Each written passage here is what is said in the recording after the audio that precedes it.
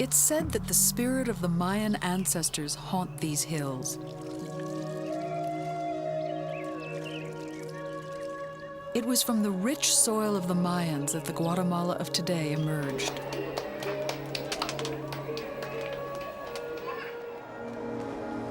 A proud people and a proud country. It is a country of stark contrast, the richest of all the Central American countries in terms of natural resources, but 85% of the population lives in poverty. 2% of the country owns 80% of the land. But those figures do little to put a face on those who suffer here the most, the Guatemalan children.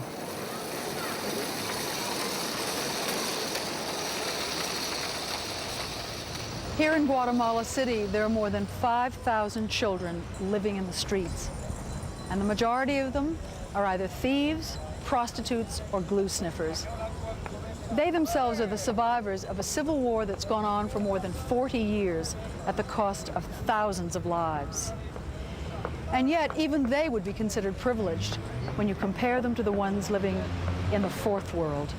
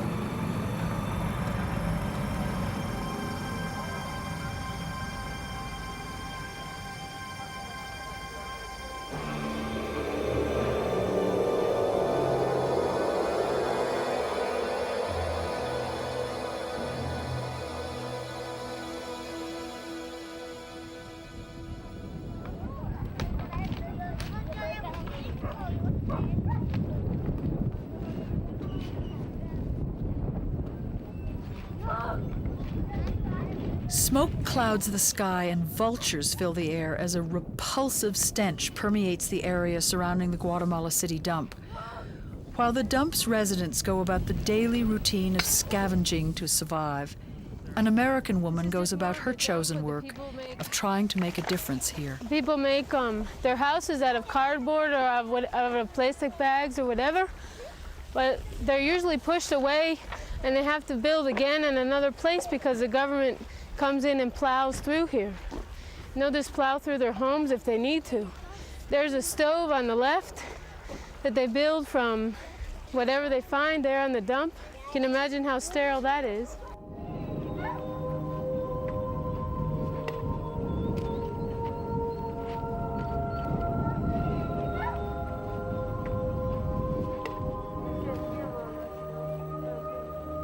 Kari left her hometown of Rockville, Maryland in 1987 and set out on her own to fulfill a spiritual mission.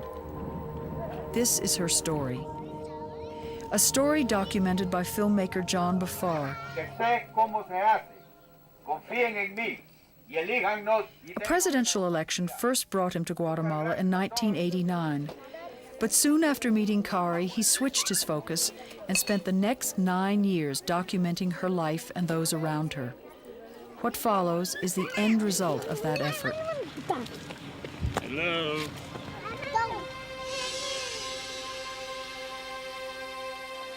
The reason that more than 1,000 children live in the Guatemala City dump can be blamed in part on the country's civil war. This war has claimed over 100,000 lives and left many children orphans with no skills and no place else to go. Over half of Guatemala's population of 10 million people live in Guatemala City. Most are Indian children who have come from the exterior or countryside, hoping to find work. More often than not, they are disappointed and soon turn to whatever survival tactics work: shoe shines, prostitution, begging, or petty theft. It's often not as much a choice as a necessity 15 quetzales. to survive. 15? Yes.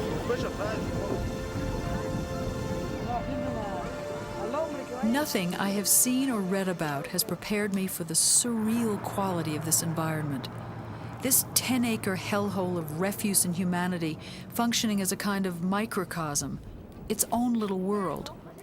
It is inconceivable to me that 4 generations of human beings have lived what they might consider a predictable everyday life in this horrific place. They do the glue to get away the hunger pains that they have, or just to kind of get out of reality of really what they're living in.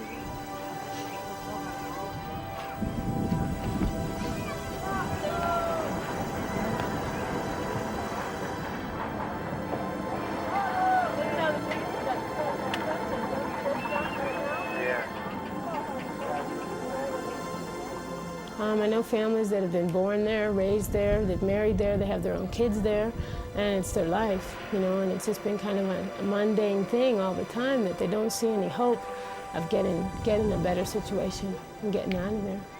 To give them hope, Kari has devoted her life to the children of the Fourth World. In a place that's without running water, full of disease, and notoriously dangerous. It can be violent, you know, you really have to pray hard when you go down there. You have people there that rob and steal, and they steal from the other homes, they burn down the other homes. They've had machete killings and machete fights. And some of the kids have told me, oh, we found my uncle down there. He was buried under the trash and they killed him the other night. You know, and they talk about all the blood. They don't talk about skinned knees or cut fingers. They talk about the dead people, you know, and all the blood that they see down there.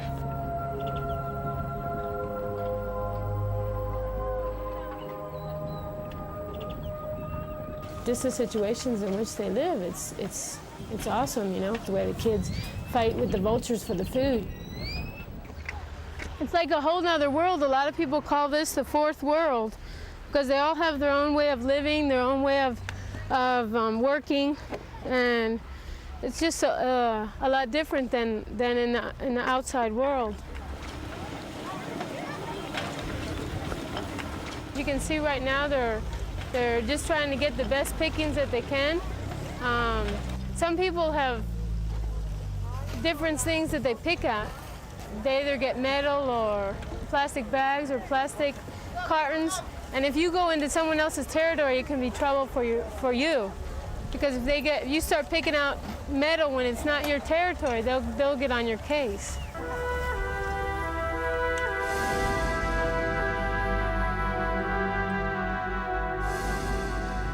The eerie images,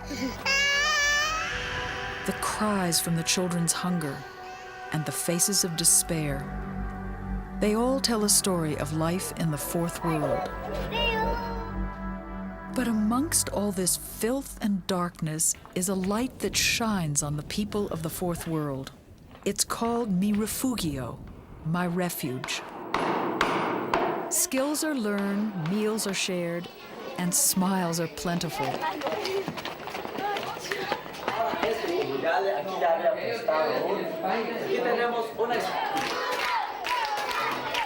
And at this refuge, the children are able to escape the refuse of the dump and receive an education that gives hope for a better tomorrow. In 1987, Kari Engen started Mi Refugio, a place where the children of the dump could go and receive nourishment for the mind, body, and more importantly to Kari, the soul. Buen día. Buen día. Señor Jesús, estamos muy agradecidos por este día, por la oportunidad de estar juntos con usted otra vez. She began her mission work in Mexico, working with orphans while she was still in high school. Kari says it was divine inspiration that brought her here to Guatemala. When I was younger, I would watch the TV and I'd see all those announcements, you know, for like the hungry and all the starving children in the world, and I really had a desire to want to help them. It was more of a desire to help the poor, not just the hungry, but poor children. That desire to help soon put her behind the wheel of a van headed to Guatemala. Once there, she sought advice from a local pastor. The pastor told me, well, have you ever seen the dump? Have you ever seen the Guatemalan dump? And I said, the Guatemalan dump? I've never even heard of it, you know. And he said, well, you haven't seen anything yet. If you've seen all these other poor sections, you haven't seen anything until you've seen the dump. So we went down there, and when I saw the dump, it was just like a piece. You know, there was such a peace that I got from being there. I said, this is it. You know, he says, well, go for it. If this is what God's showing you to do, go for it. This is Kari's new home. These are her neighbors. But this is the reason she came. Before opening the school, Kari spent an entire year in the dump. She did so to gain the trust of the people. Va, ya vas a venir. No! In the process, she received a first-hand education on their problems and way of life.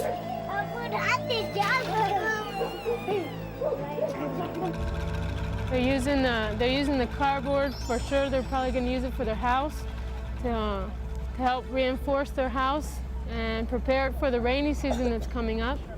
And rainy season is really rough because all this becomes mud and slush and you just sink a lot in the mud. Got a glue sniffer up there. He's getting out his glue, get his fix.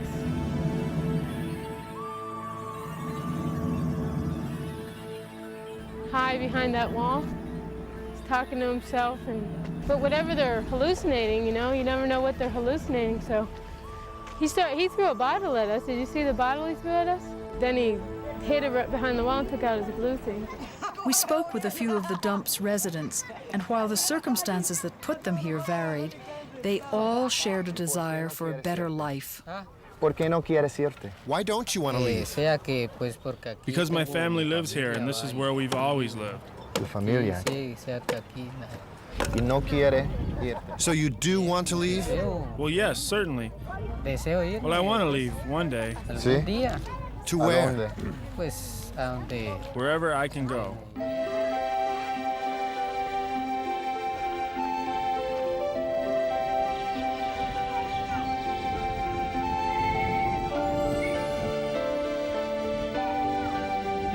This little boy on my right is Gustavo, and he's been with me in the school for the 2 years that I've had the school. He's been orphaned here on the dump, and a family took him in.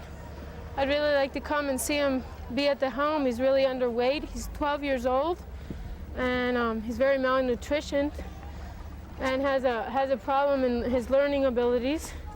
But we're just praying that he's going to become better and become what God wants him to become, right? As a king is born to the throne, so are the children born to the dump. Their world is a birthright they never asked for. They are the dump's most tragic victims. But at 7:30 each morning, those victims now have hope, because that's when their school day begins at Mi Refugio.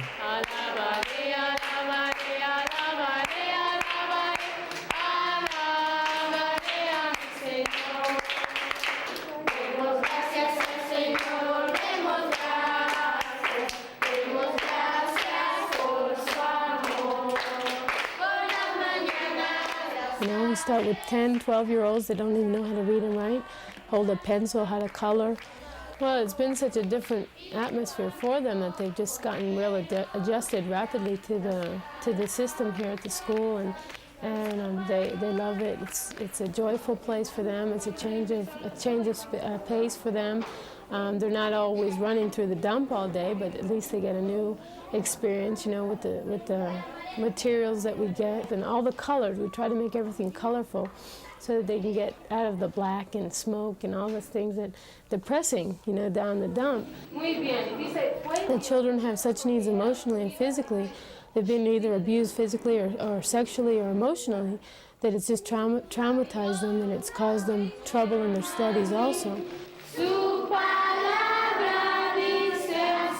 So our main emphasis not is in the studying or in the eating. Our main emphasis is having them to know the Lord, so that the Lord can heal them of their wounds that they've had in their life.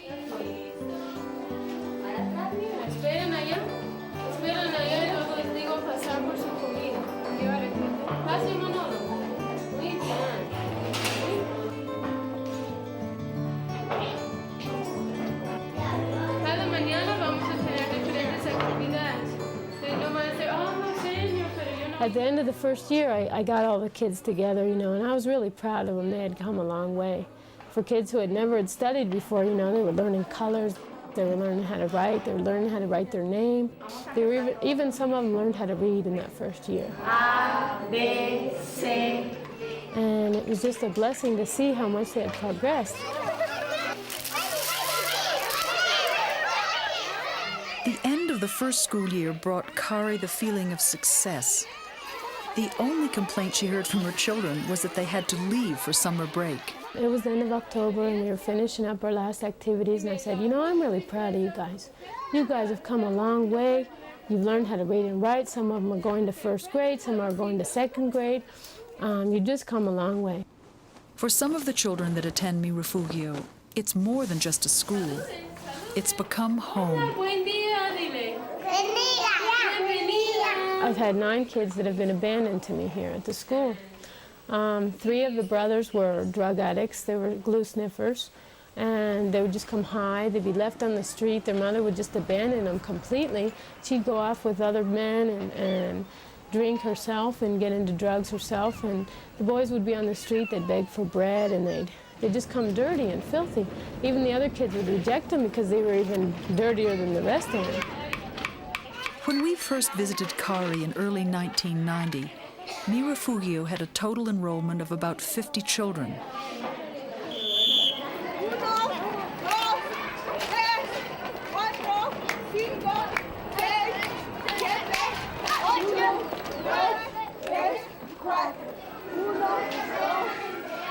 One year later, the school has grown over to 100 students with 2 locations, both close to the dump.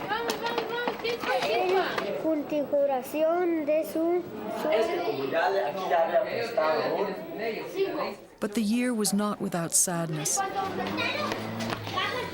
The Guatemalan government thought it was inappropriate for a single American woman to care for the 9 children who made Mi Refugio their full-time home.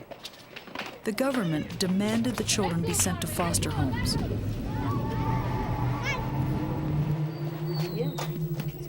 Within 3 months, the children had run away from the foster homes and were back in the dump.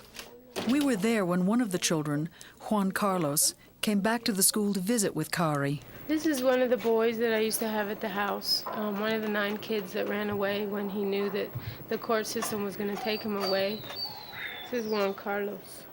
He's 13 years old, and his brothers and sisters make him sniff glue just to keep him on the same level as they are. But he really doesn't want to be there. He doesn't want to sniff glue, and he never wanted to leave the house. And when I told the courts that he was back in the dump sniffing glue and was dirty and wasn't eating properly, they just said that they were glad that he wasn't with me anymore. He's been real hesitant to come back because he's afraid that they're going to take him away. The court system apologized for what they have done, but it's really too late for me to take the kids in without damaging them emotionally again. And today he came to visit me, and he's telling me right now that a little girl died in the dump and that they're going to have a funeral for her. This is a wall of sorrow. It contains the remains of infants and preschool children.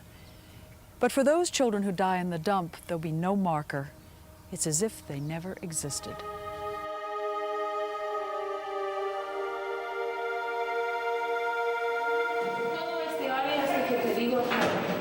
Of the 9 children whom the government removed from Kari's care, only one was able to escape the dump's deadly grip. Kari was able to convince the government to place Gustavo Rivera in the care of her friend Robert Rose. The boy who was abandoned in the dump was given a chance to succeed, and he made the most of it.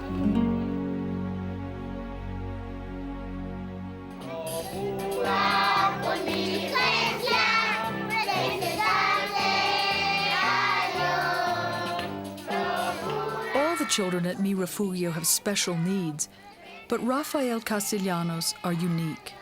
He was born without the use of his left arm. That's been hesitant for him to be able to function, because sometimes in the classroom other kids can do other things that he's not able to do, and he'll just sit there and he won't respond. And then I'll come and I'll try to nurture him and say, okay, you can do this, we'll do it a different way, but we'll be able to help him to feel comfortable. you? ¿Cómo está? Good, bien. Rafael. Me llamo Juan. When word of Raphael's condition reached Dr. John Kagan, one of the many grassroots supporters Kari has in the United States, he decided to do what he could to help. Together with prosthetic specialist Steve Fries, they flew to Guatemala from Florida to see if they could make a difference in Raphael's life. I guess what I'm worried about is the fact that his extensor outcropping here, you know, I mean, that's smaller than his spur, essentially. It was apparent that what Raphael needed was a body-powered prosthesis, which in effect serves as an artificial hand. We're going to measure this, your arm, so we can make a little hand for you, okay? All right? 3 1/4 inches in circumference. Okay, hold your hand out like this. We'll be able to fit this little boy with a prosthesis that will enable him to function more independently in his classroom and his life out here with his family in the dump. We'll provide him with an additional level of dexterity. We'll need to make the prosthesis very, very durable, and we'll need to accommodate his growth so that he'll be able to use this for a number of years, hopefully in the future. Let's have you sit up here for me just for a second. Good. There you go. Muy bien. This'll work. This'll work. Fantastic. When the artificial arm was finally completed and the moment of truth had arrived, it was apparent that the hard work had paid off. Excellent day. Good, good. His smile told the story. Okay, now relax, tell me relax. Now, tighten up. Tighten up again. Watch this. After a few minutes of instruction, Raphael was performing practical functions with his arm for the very first time. Yeah, now with a... Hold it up. Great, all right. Good. There you go. Give me a hug, little guy. Good, you did good. You did real good. His life in the dump will be, for the most part, unchanged. But with a little help from 2 people who showed some concern, his future seems a lot brighter.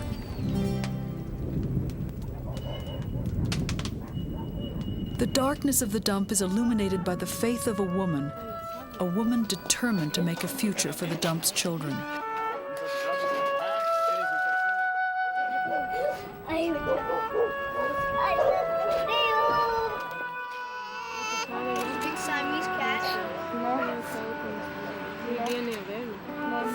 Mi Refugio represents hope, faith, and love against all odds. The school is a place that I wouldn't mind have grown up in myself. That's how comfortable I feel here at the school. The kids are well cared for, they're supervised, they're clean. Again, they're being presented with an opportunity to break out of what might be a very miserable life for them. Cristóbal Colón, ¿verdad? Y Cristóbal Colón de They're being taught the basics and fundamentals of mathematics and grammar and skills, working skills. And again, it's all the product of one woman's faith. Boy, oh boy. You realize, first of all, how fortunate you are to live where you live, to have the opportunities that you have, that your family has. And you realize that you can do something for other people, and that the things that you do can be worthwhile. And you don't have to worry how small those things might be, because in some people's eyes, even the small things that you do are great. When the school first opened its doors, supplies were scarce. But the resources that Kari needed to keep things going came from where they always had in the past, her faith. People always ask me what religion I am, but I really don't believe in a religion. I believe that we can all know God if we look within ourselves, and that it's a relationship. A religion puts you in a box, whereas a relationship draws you closer to God. Well, as I said before, we live by faith. I go to a church here, but we're not under the church. The church hasn't sent me out. It's just a mission that God has given me to start. The funds are sent home to my home address, where they're sent back to me directly, and it's easier that way than sending them directly here to Guatemala because of the mail system. A lot of mail was opened and stolen from, and they know who's an American and who's not by the address and everything. And it's just safer to be sent to the States. From there, just our major needs are a lot of prayer. We need a lot of prayer to keep us functioning. There's a lot of spiritual battles that we have, and it really just affects us here. We need a lot of personnel that are dedicated to work with these type of children, to understand the needs that they have and have love and compassion. It's not just teaching a class, you know, it's more of being able to give to the child completely. Cuentecito. Did you see him? Hey there, I sure did. Hi, Raphael. Good to see you. Hola. ¿Cómo está? Bien? Dr. John Kagan and Steve Fries returned to Guatemala to check on the progress of their patient, Raphael. He's become more friendly, he's more open, he relates more to the other kids, he doesn't shy away as he used to do. He's even talked more. Fantastic. They're pleased to hear about the progress Raphael has made. Still, Raphael's mother has other concerns. She said she's really concerned because he's just very rebellious and he doesn't listen to her. And even though he has the arm and you've done so much for him, she said, that she's very concerned for his future. Because now he's older, you know, he's 8. Soon there's another concern that threatens Raphael and all the dump's residents. Puede tener cólera. Well, right now there's a real concern about the cholera coming to Guatemala, and there's been a lot of prevention about it, and a lot of talks in the schools and in the areas, and we've had a lot of talks with the parents and trying to get them prepared. And that's a real concern because we're just praying that it won't hit us, especially the people in the dump, because they would be more susceptible to it than anybody else. The concerns about cholera are soon justified. We got a guy that's very sick and needs to go to the hospital now, so we need some help getting him out of here. When we came in today, one of the little children came up and said that his brother was dying. And so we went into the house, and sure enough, he was right. I mean, I'm telling you, he doesn't have a pulse. I'm telling you, he's sick. His brother was in shock. The blanket's gonna tear. Absolutely.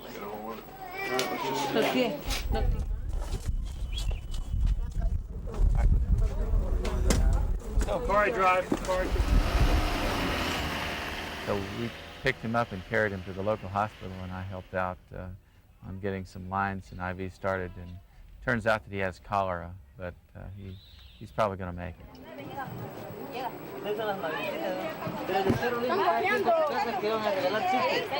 The cholera epidemic is no longer a threat, and Maximilian de la Roca is back to his daily routine of working in the dump. Although he remembers very little of what happened to him, he has a few words for Dr. Kagan. He says he appreciates him a lot because if he wouldn't have helped him, he would have died. They're hiding. Hey, I see you. John Bafar continues to file stories about Kari's works on a television station in Fort Myers, Florida. The air in the fourth world is thick and heavy. Tonight, from this Guatemala City dump, I'll tell you how. Soon after, other reporters from his home state follow. Their only hope lies in the hearts of caring people, people such as Kari. And they begin filing stories about an amazing American who saves kids from a place called the Fourth World. Our top story tonight, an outpouring of community support and prayers following our special report on the Fourth World. Our lobby packed with shoes and clothes and tools to help the people who call the Guatemalan city dump home. The reports of Kari's mission, which air in the United States, draw an enormous response from television viewers. Donations are packed in boxes, and it takes a cargo plane to deliver all that has been donated.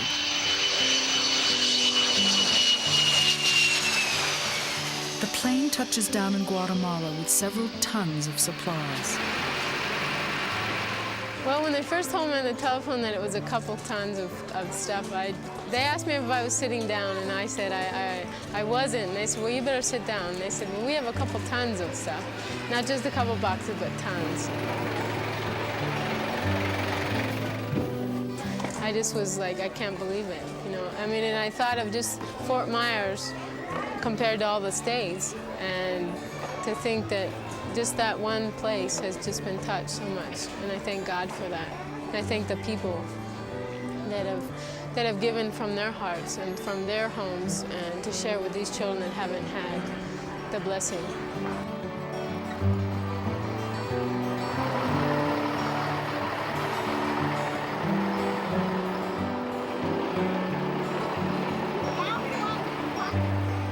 To me, it's God's blessing.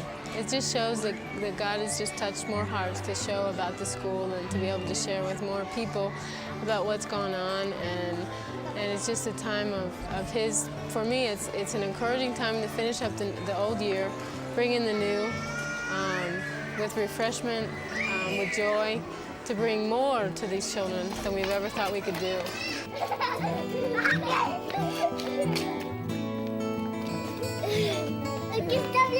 A lot of people are questioning because our funds are going down.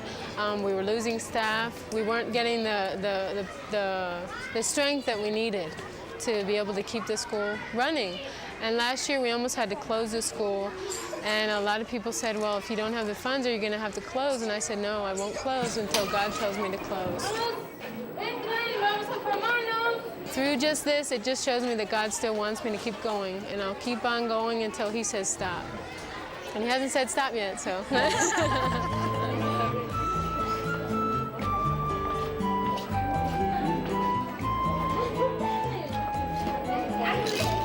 Amazingly, the children with so little have spirits that soar. Gracias. They pay back the generosity with smiles to the well-wishers, whom they'll probably never meet. Gracias. Gracias. I really believe that the Lord is blessing this school and is allowing it to grow. And I believe that even though we may not keep this building, only the Lord knows what's going to happen. Next year is the end of the contract. But God is going to provide a place for our own, where we can just construct, we can have it say, this is our place, this will be for the people. I really believe the Lord will give us in the future a piece of land big enough to construct even a community center where we can have the trade school and the school on it at the same time, where the parents can come and learn, but they can also work, so that they won't worry about being fed. They won't have to worry about any needs, but they can learn to be able to progress and to become somebody in the community and not just an outcast.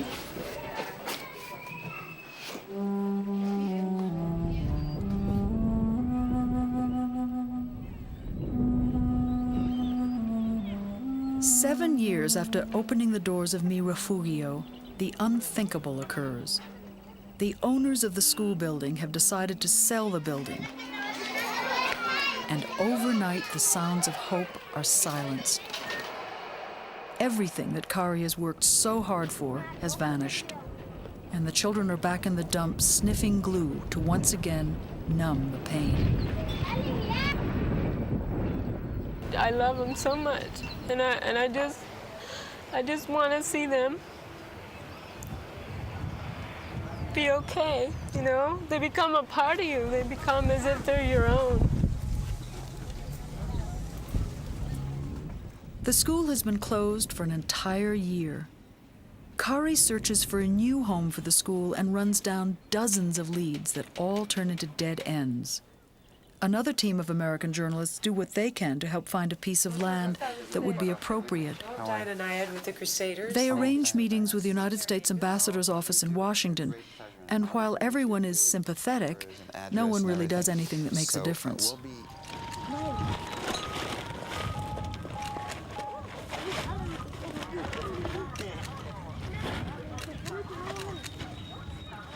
All seems lost until Paul Bush, a businessman from the United States, hears about Kari's needs and decides to help.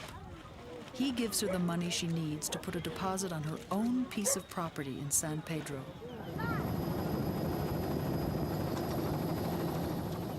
Soon, others also contribute to the cause of purchasing 12 acres of greenery located a 30-minute drive from the dump.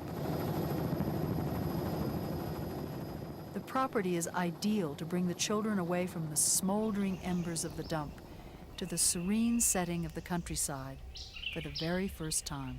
Well, it's incredible is the only word that I can think of. We're here seeing all this, and I don't know if I really understand it all. I mean, there's unbelievable poverty.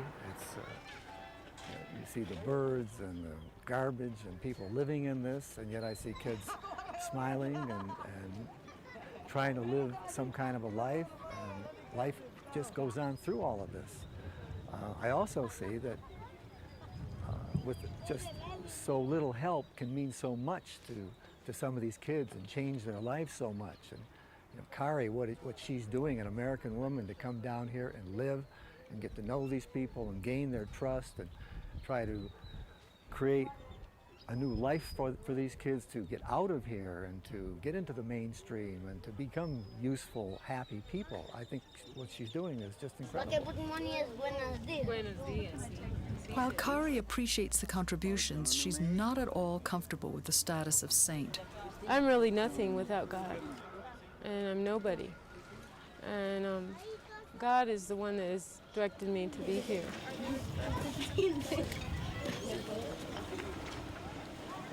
It's not charity in a sense where you're just giving away money. You're giving away something that's going to multiply. You're educating these children. You're giving them a new vision. That's going to change their lives.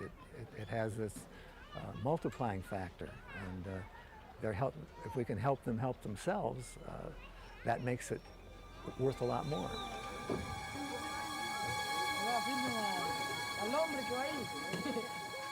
When the school day ends, it's back to the dump for the children. I wanted to experience what their world was like at night. What is going on?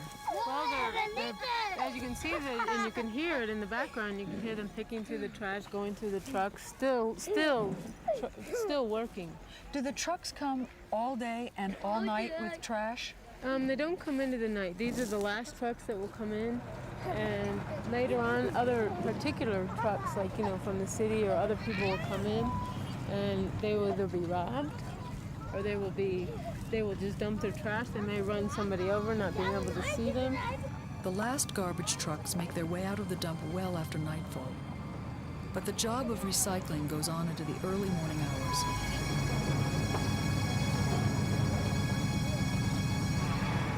The children appear out of nowhere and just as quickly disappear into the darkness. On any given night, untold stories of sexual abuse and violence take place here under the cover of darkness. It was also here at night that Kari experienced an unforgettable tragedy involving the school's cook, Doña Juana. One night, she and her husband went into the dump to pick through the trash, and a truck came where she was and backed up over her. And the husband tried to tell the driver that she was under the wheel, and she couldn't get out because he wouldn't move the truck. When the truck finally did move, it was of little use because the ambulance refused to enter into the dump at night. Soon after, Doña Juana died. Doña Juana left behind 4 boys and an alcoholic husband who was unable to care for his children. It was up to Kari to care for the boys. The father didn't want to take care of the kids. They didn't want to be a father to these 4 kids. So we just started praying, and we tried to take care of the kids, help him to become the dad and really become the strong point of the family. And he just couldn't handle it. He couldn't be the father. And he said he didn't want to have the kids anymore. Not wanting to split the family up, Kari searches for a family willing to adopt all 4 brothers. The task is even more difficult because Matt, the oldest boy, suffers from cerebral palsy. Vilver Valenzuela was one of Kari's original students. When he arrived on her doorstep, he could neither read nor write. He excelled during the 4 years he spent at the school. But needing money to support his family, he returned once again to the dump. and worked part-time at the school. Well, Bilber was with us for a while working, and then he dropped his job. And then by the beginning of the year, his mom came and asked me to help him look for him because he had been disappeared for 3 days. And we looked into the hospitals and the police, and we didn't have any sign or any clue of where he was at. And then we got the news that he was found in the dump and cut into pieces. His head had been chopped off in his arm, and they buried him.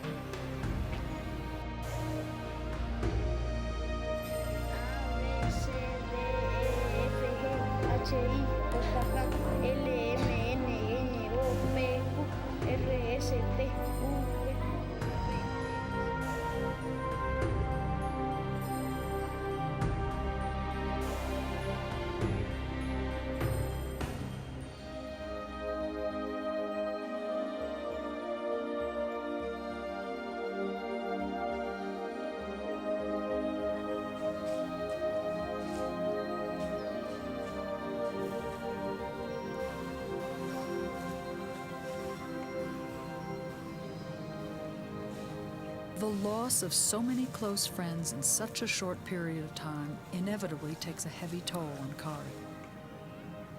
It's very devastating because you've seen a child, you've been working with them, and you take them into your heart. He becomes part of you, and when you lose them like that, it's very hard to express the pain that you feel, and you want to ignore it because you feel it a lot, and sometimes it's hard to face. Among the tragic stories that have unfolded over the years, there are many of hope. Oliver also learned to read and write at Mi Refugio. Today, he is just 2 years from achieving his goal of becoming an accountant. Oliver, what advice would you, as a success story, give to little children living in the dump for how their life could change? The parents have to realize what the kids are doing to make sure they're not getting into trouble, to watch out more for them, and to let them know that without God we can't do anything.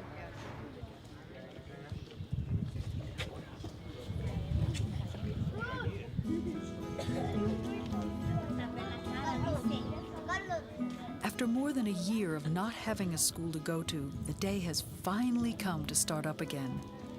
The children line up before dawn at the original trade school.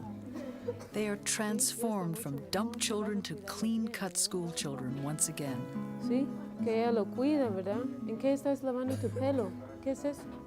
Still, several are not allowed to make the trip for a few days because of lice. Kari introduces the man who helped make their first trip away from the dump possible. Buen día, decimos. Ustedes ya deben saber estas cosas, ¿verdad?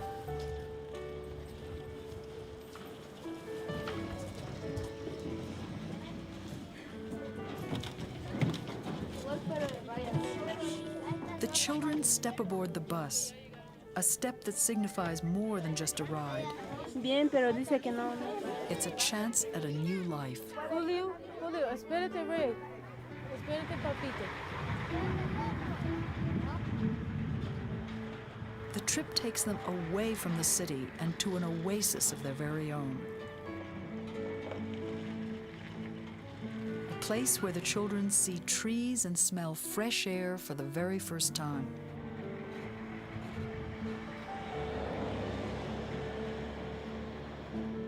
Well, it's incredible. It's a joyful day. I mean, a transformation right from this morning when we saw those kids that were in the dump and with the animals and all the squalor, dressed and clean and smiling, and their parents smiling and getting onto the school bus and coming up here. It's like taking them into a whole different world. I think it's a minor miracle.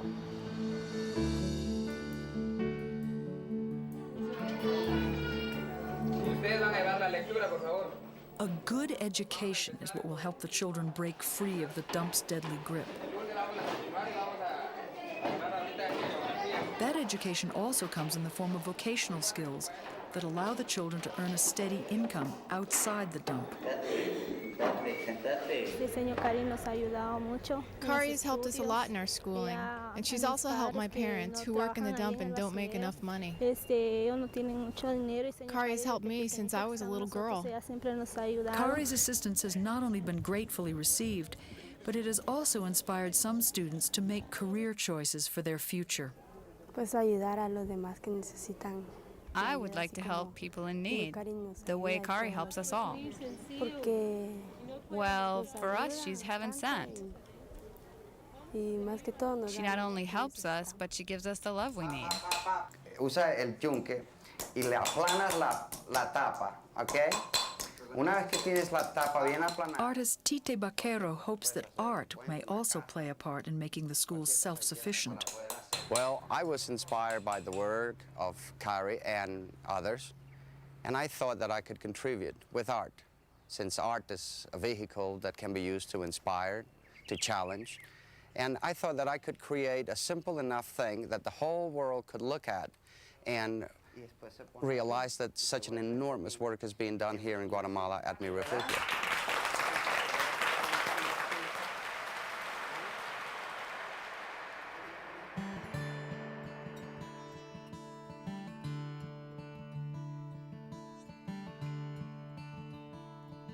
Several years have passed since Raphael was fitted for his prosthetic arm. Today he plays in the streets outside his home with the one thing that has always brought a smile to his face, his dog.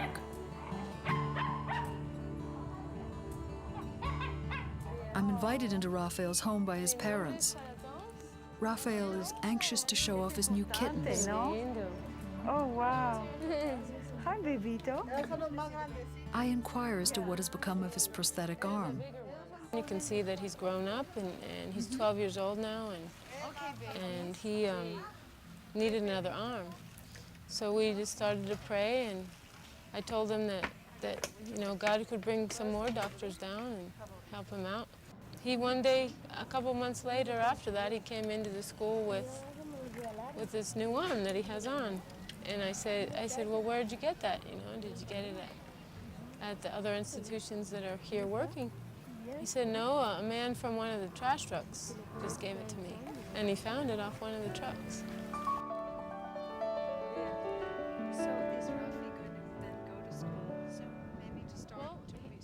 Kari left home to follow her heart, but in it she carries along the encouragement from family and friends who continue to support and inspire her. Kari constantly reminds me that without the heart and hard work of the dedicated Guatemalan staff, none of this would be possible. I have a lot of people that are amazing, that God has touched and has brought them to help this ministry to grow and to become what it is today.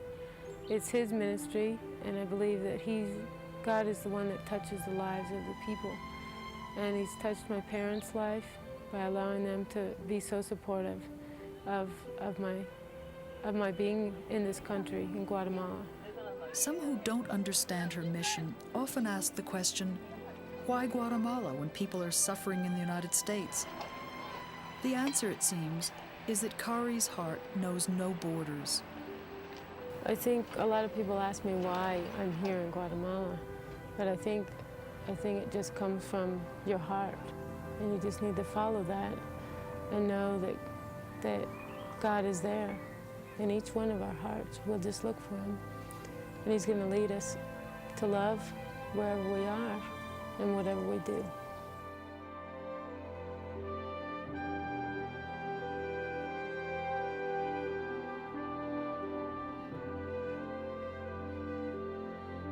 More than a year has passed since Kari has seen the 4 boys left behind when the school's cook was killed in the dump. They were all 4 adopted into Indiana, and they're in Indiana right now. But I hope to be able to see them someday again.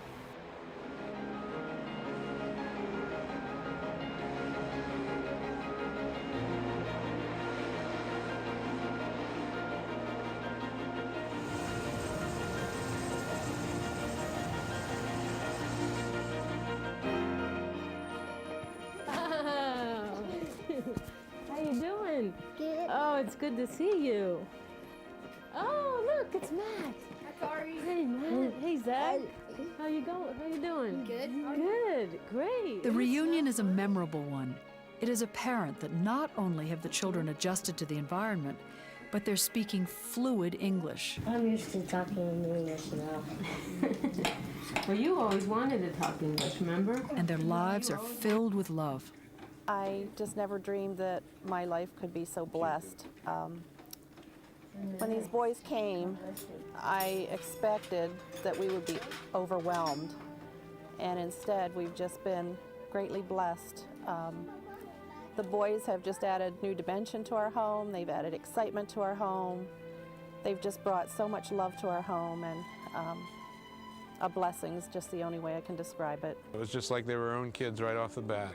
From the moment we got on the plane and until we got off, there was no problems whatsoever. It was like they were born into our family. The Guatemala dump may be thousands of miles away, but the memories of their father and that horrific place have not faded for these children. What did he say? Well, he wanted to know how you were doing, and I told him that everyone's in school except Don. Well, they tell us about their father. They realize that he was an alcoholic and he was physically and verbally abusive to them and their mother. And we've explained to them that maybe it was their mother's time. The Lord felt that she had endured enough, and they had a home for them away from Guatemala and away from that situation. That's why he placed them in our home. But they pray for their father, and they hope that someday he'll be saved and they'll meet him in heaven. I know it was a hard situation to go through, and it was very traumatic for the kids and for myself and for the whole family. But I know God's hand was in it, and we didn't understand it at the time. But just through the different prayers that we had prayed with the kids' mom and seeing the best for them, I could see God's hand working. Such a blessing to watch His hand work in intricate ways, to see His kids come out in the end on top. The pain of dealing with death and heartache is very much a part of the cycle of life in the Guatemala dump. But on this Christmas, 4 boys play in a snow-filled field in Indiana, having broken that cycle.